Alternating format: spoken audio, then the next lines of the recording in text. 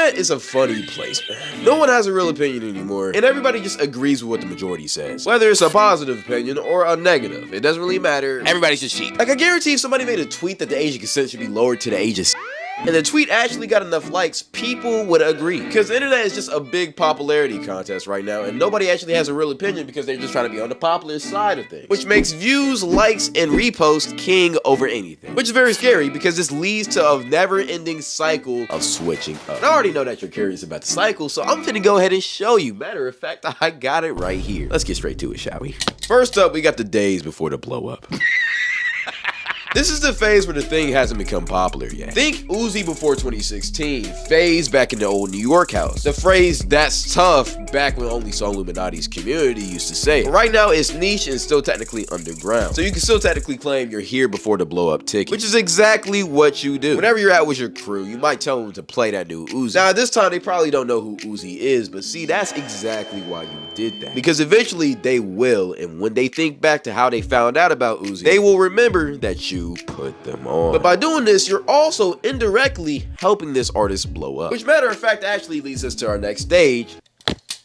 I'm not doing this all the time. The blow up. This is around the time where everybody starts hopping on the bandwagon, acting like they've known about this thing from the jump, when in all reality, they're just like everybody else, following a trend like she. Because at this point, now it's officially cool to be a part of this trend, or at least to know of this thing. Think Polo G back in 2022, AMP in 2021, and the word Riz before the little Timothys and Jimothys absolutely ruined it. This is also the phase where if you even dare criticize this thing, you're now labeled as a hater. But the trend that was once underrated and niche is now about to become mainstream, which leads us to our next phase.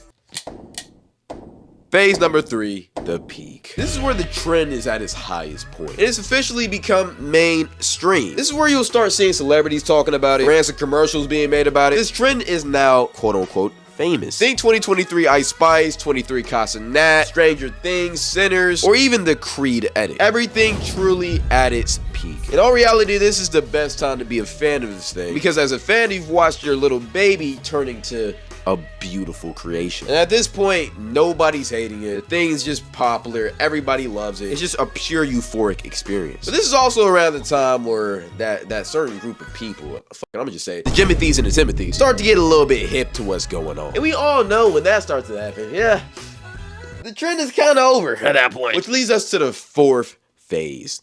The fall off. See, the meaning of peak is the highest you can go, which means universally after you hit the peak, you have to go down, which is exactly what happens in this phase. I mean, it feels like one day everybody loves you, the next you're Hitler. But honestly, what makes this stage so bad is that oftentimes you don't even do anything to cause this to happen. I mean, sure, a lot of fall-offs are caused. Like, for instance, dropping a bad album, maybe saying a racial slur in your past and it gets brought back to light. But oftentimes nowadays, people are way too self-conscious to let those things force the fall-off. People literally create entire PR teams to help them not face allegations like that. So what happens now is people will eventually just get tired of that thing. Why do they get tired? I don't know. But once they do get tired, all of a sudden, they just start hating. They'll start critiquing your content, start saying that you was never good in the first place, or they'll even spread false information about you just to see your fall off happen soon. In all honesty, this whole process is just truly insane to me, and I can't believe people have the time or just make the time out of their day to do some weird shit like this. Truly, get jobs. All of this leads to the eventual downfall of that trend. No matter how great your peak is, you will always have this. But I will say, it's very funny seeing how some people are so ride or die about something, and then as soon as the public opinion changes, they start acting like they never liked it a day in their life. Like, please, have a backbone. Stop leeching your opinion. Like, you have people looking at you sideways whenever you bring up that you still like that trend, acting like you say you like kids or something. Over here talking about, damn, you still listen to Uzi? Honestly, he isn't even that good for real. I'm not gonna lie, I never really liked his music. Like, yo, weren't you just calling him the greatest of all time? Like, one thing people did this for that really pissed me off was that Creed edit. Yo, what is this? Hold on, what's this? Yo, what? Wait, hold on, why bro hit that? What's your name? Creed! Nah, this tough. Let me show love to this shit real quick, man. Yo, bro, have you seen that new It's trash. Bro, I didn't. Doesn't matter, I already know what you was finna say. It's so fucking overrated, it's so trash, oh my god. I'm like, yo, it just came out. If Helen Keller was still alive, I'm convinced she can make a better edit. I'm keeping it in. If I could bleach my eyeballs and have Will Smith suck out my brain to forget that shit, I would do it, and he probably would like it, honestly. If I could sue the editor for being a terrorist, I would. I guarantee my blind grandmother can make a better edit. Bro, didn't you repost this shit? What you talking about, Tori? Nah. I'm pretty sure it was you, bro. I ain't gonna lie. Hold on, look at this. All right, look, bro. Shut your ass up. Nah, I caught you. I caught you. But this shit is truly just unavoidable, and I don't think any content creator, thing, trend, whatever, can avoid this process. Besides Corey Kenshin. But he literally got an essay allegation, and his fans beat the case for him. He didn't even speak about it. Yo, crazy. In my opinion, probably the most important phase out of all of them. Because after you receive all of the love and get all of the hate, you really only have two directions to go from there. Because you're always going to be loved and hated. That's a given. You can't control that. But what you can control is how you respond to those things. So, do you rise above the hate, or do you let the criticism win and consume you? In other words, do you sink or swim? This is the last chance you get to get your career back on track. If you respond the right way, then this little fall off will just be a hiccup in your career. You'll keep on blowing up, and eventually you'll hit new peaks and new highs. And instead of just being a trend, you'll be a staple in your community and your culture. Think Lil Yachty, and even people like DDG. But if you let the hate get to you, then there's no coming back. You'll reach a point of no return where you're basically in the internet graveyard of falling off things. Think Woah Vicky, Gorilla Glue Girl, Supreme, and the worst of the worst, the Dab. But here's the thing, though. Like I said before, I feel like this is the most important part of your career. Whether you're a content creator or you're a musician, or if we're just talking about words or just trends in general, this phase is very crucial. Which is why I want to rate and determine how certain people or certain things navigated through this phase. Did they either sink or swim? And I'm also giving them a rating of how they did, because why the hell not? First up, Kai Cenat. Okay, let's keep it a beef. You know, this trend of hating on Kai is just so corny to me. And the main reason why is because y'all were just glazing this man like not even a year ago. Like, y'all were on this man's tip like 2016 Mia Khalifa, dick and balls everywhere. Like, it's literally a whole movement just to hate on Kai. That he's faking his reactions, that he's faking his friends, that he's faking his connections, that people just think he's fake in general. And the crazy part about this is it just doesn't make sense why now. Like, he's literally done nothing wrong. Like, you got people making fake information just berating his name. Plus, his new #1 op, Aiden Ross, has all of his racist fans calling this man a monkey. And all of the Twitter pages that he co-signs are doing the same thing too. All because Kai didn't want to collab with Aiden. But if you really look into the situation, Aiden's manager called him a nigga. Well, let's get straight to the point. So, what do you do when the whole world turns their back on you? Well, apparently right now, he's actually responding pretty well. He recently just announced that he's doing another month-long subathon. He also got a brand new Fortnite skin. And regarding to just the hate and criticism, he really hasn't spoken about it besides the Aiden situation, so I don't really think he cares that much. He's still averaging the same amount of viewers. He's still doing everything he's been doing. Honestly, his popularity so far hasn't really taken that big of a dip. So yeah, honestly, I think he responded pretty well. I'm gonna give him an 8.7. Plus, I'm gonna add a 0.2 to the rating because he had to take down a whole ass supervillain too. But next, I'm gonna talk about a different supervillain, MrBeast, because apparently that's what everybody thinks of him now. Now, I'm gonna keep it real. To this day, I will never understand MrBeast's hate. I mean, literally, all he does is just make good content. Like, he doesn't really do anything else. He's changed the whole landscape of YouTube, has broken every single YouTube record that you can break. And he also is a big philanthropist. Like, when you really look at it, it's almost impossible to hate him. And I think that's why people hate him. He's just too perfect. It's like, yo, show one flaw, please. Like, yeah. And I truly think that's really the only reason why people are hating him, besides the Chris Tyson thing. Now, look, everybody knows what I'm talking about. I'm not gonna explain it. I'm gonna be honest. Every single commentary YouTuber made a big think piece on it. I don't really care to describe it. All you gotta know is his friend was trans and also a pedo, and he got outed for it, blah, blah, blah. We don't care. Moving on. But the reason why MrBeast actually faced backlash for it is because people accused him of knowing his friend was weird. And the reason why they say that is because back in like 2016, 2017, a video came out of MrBeast looking at a pedo poster or whatever that was hanging up in Chris's bedroom. He didn't say a single word about it, which he probably just didn't know what it was. I don't know why people are really accusing him. This on top of MrBeast just being too perfect and people hating on him because he's just too perfect caused the internet to switch up on him back in 2024. But this whole situation actually did affect his views pretty heavily. I mean, he went from averaging 200 million views to only 100 million views per video. Like, if averaging 100 million was me falling off, bro, do you understand how happy I would be with falling off? Like, 100 million views is still insane. That's more than most countries, man. Like, I don't know, man. That's crazy. But let's get to the main question. How did MrBeast handle the switch up? And to this, I'll say, isn't he still the most popular content creator in the world right now? Yeah, so, yeah, he handled it amazing. So I'm gonna give this a 9.1. Because we run a strict program here, we don't give out 10s. Unless it's Ice Spice. Nah, this is one of the ones. This is one of the. Hey, babe. Give me that beat. What beat? What? That beat right there that you were just playing.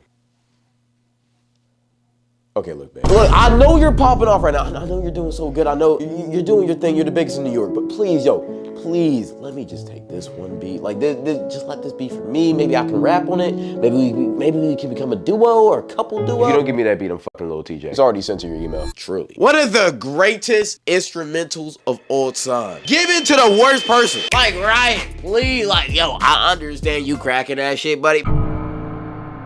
Like, yo, why couldn't you just give this shit to somebody else? See, Ice Spice has had an interesting rise to fame. And the reason why it's interesting is because her rise is mainly because she's really good at making men rise. Booty Butt Cheeks is literally Ice Spice's brand besides her iconic afro. And Booty Butt Cheeks is also how a lot of people describe her music. It's like her music is the vegetables on the plate. You only eat that shit just so you get to the main course, which is just her body. And in all reality, if you want to be a successful artist, this is the worst way to go. Because quite frankly, it's cool to have a gimmick that sells you, but if the product that you're selling, aka your music, isn't up to par, eventually the gimmick will run out. And this is what's happening to Spice. But once she stopped being a hot commodity, people stopped caring about her because of what I just said before. Her music is kind of him, which led to her fall off. And honestly, there's other reasons for her falling off. I mean, she's been in a lot of controversies too. But the biggest reason, in my opinion, is because of what blew her up. Her butt. Let me explain. See, last year, Ice Spice decided to lose weight. And when I say weight, I mean her ass. She posted a couple Instagram pictures of her looking a lot skinnier and also posted a video of her in the gym. And people noticed that she lost a lot of weight. Matter of fact, a ton of weight. People thought she was actually on Ozempic. And usually when something happens like this, it will be a good thing for a person. Nah, no, people didn't care. Boy, when I tell you, when people found out that Ice Spice was getting skinny, the whole entire internet was in shambles. Like, all she did was post a couple pictures of her getting skinnier. Niggas was already throwing up the Celtic Shaq memes playing to outstanding. You like my fire. And honestly, if you're Ice,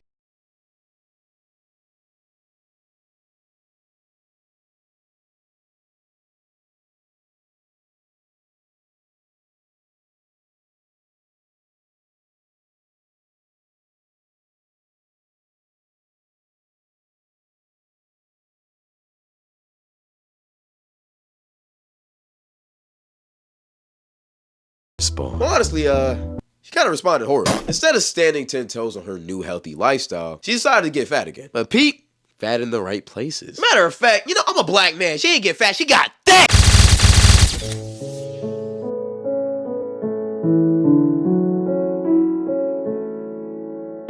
I'm gonna give it a 4.2. She should really start making good music because I really do see the potential going back up there. Wish for the best for her, though. I hope she turns it around. But someone who can't turn it around anymore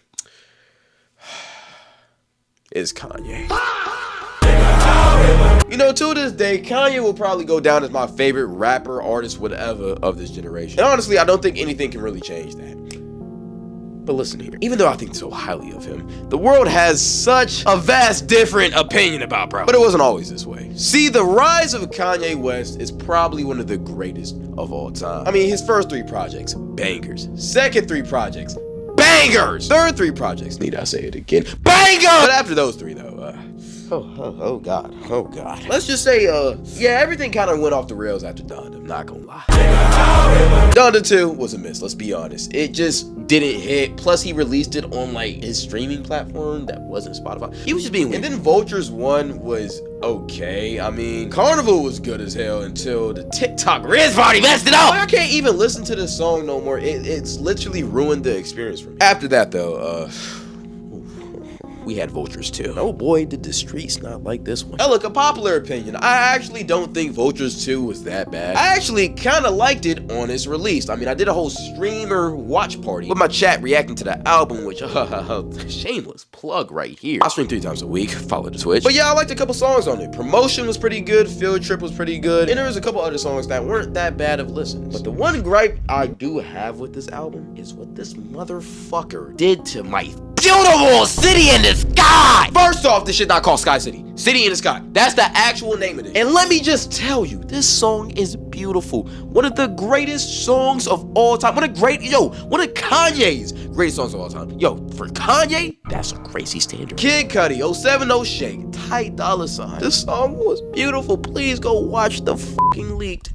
Because he ruined it! I can't even listen to the album version of it, bro. I just stick to the leaks, bro. It's so trash. Then he used AI. Why would you use AI on this song? Your first verse was good enough. Like, bro, when I was listening to this shit on stream, bro, I thought I almost cried because I was so hyped when I seen it on the album just to listen to this shit and it be butt. Yeah, I'm never forgiving you, bro. Get Kanye back, please. Please get Kanye West back. But yeah, Vultures 2 kind of marked the internet's switch up. If they haven't switched up on him before, yeah, at this point, nobody rocked with him. Especially since around this time, his mental health was really starting to deteriorate. And he was starting to say some batshit crazy shit online. Like co-signing the Mustache Man and saying that he wasn't that bad of a person. He actually thought so highly of him that he actually made a song singing praises about his name. Now look, how do you go from praising God to praising a mass killer? I mean, at this point, the switch up isn't even the internet's fault. Like, yo, it's him. This is him. Like, you went from the greatest rapper of all time to the crackhead on the side of the street asking for coins and change, talking about how the world is gonna end in 3 months. Like, brother, maybe for you, for not for me though. Kids, don't do drugs, please. 2.1 out of 10. Next. ADHD is kicking in, so let's go ahead and speedrun the next 3. First up, yeah. We all know the history of this word. Your Ray started it. Kai made it popular. Now, every single 15-year-old you know can't stop saying this word. Or at least it used to be that way. Because when Yacht came out, it went triple platinum in the streets. Everybody and their mother literally was using this shit. But then it made its way over to the burbs, and we all know how that goes when the Timothys and Jimothys get a part of this shit. So after this shit fell off. And to be honest, I knew this word was cooked when y'all started describing Fortnite characters by saying that they got a fat yacht. Brother, go outside. Please. 4.8 though. Next up, Riz. Blowing off the dust with this one. This word practically has the same history as Gyat, so I'm not gonna dive too deep into it. But the only difference with this word is that the fall off didn't start with the Tims and Jims, or the suburbs in general. It actually started with this clip right here.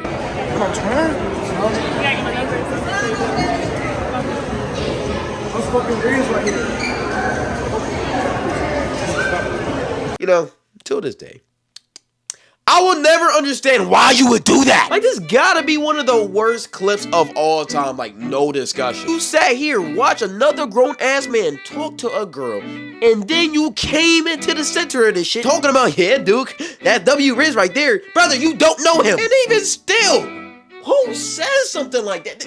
We're not streaming. This is real life. What are you talking about, bro? But hey, guys, he probably just thought the host was gonna love this one. Did he? Yeah, he just thought the host was gonna love this one. Yo, no, you're stupid. If I was Duke in this situation, bro, I'm not gonna lie, I might just hit bro with one of these. Oh my God, is that Duke? Oh my God, is that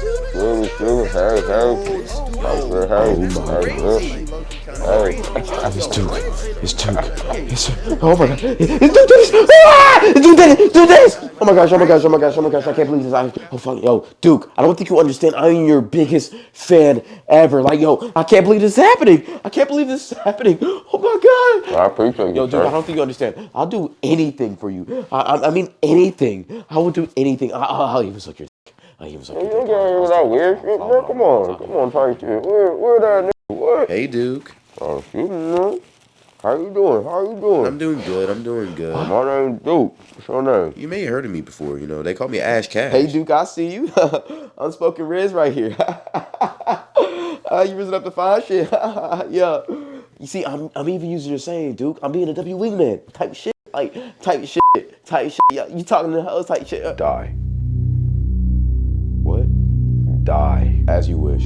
And you fully deserve that shit too, I'm not gonna lie, brother. Alright, let's really speed it up. Skinny jeans. Triple platinum in the 2010s, but now if you wear these in the big 2025, you're getting called fruity. You walk out in the skinny jeans and niggas gonna start asking for your pronouns and shit. This shit is ridiculous. Especially since we just came from a time where if you wore baggy jeans or anything to be real, you were finna get called a homeless, broke bum. Now all of a sudden, this is fashion. Everybody's dressing comfortable, and this is just a new style. And if you're not hip to it, well, you just don't know fashion. Yeah, I'm still never wearing jorts, bitch. All right, so stop trying to convince me. I remember back in 2015, if you wore jorts to function, they might deadass think you're a terrorist. And you for sure would be escorted at the party, if not by force, by laughter. Because I guarantee everybody would be clowning on your dumb ass. 5.5. And last but not least, Matcha. I swear, Matcha has one of the greatest PR teams of all time. Because the level of fame that this drink has acquired over the past year is generational. Like, you got grown-ass average men who work blue-collar 9-to-5s talking about, yeah, I'm a matcha nigga now. Like, how is this drink so popular? Like, it doesn't make sense to me. Like, even me personally, I actually do enjoy matcha, but it's still so overhyped and so popular that it doesn't make sense. Y'all can choose anything. Why would y'all choose matcha? Like, again, I do like it, so you feel me? It's good. It tastes like grass, but if you put some sugars and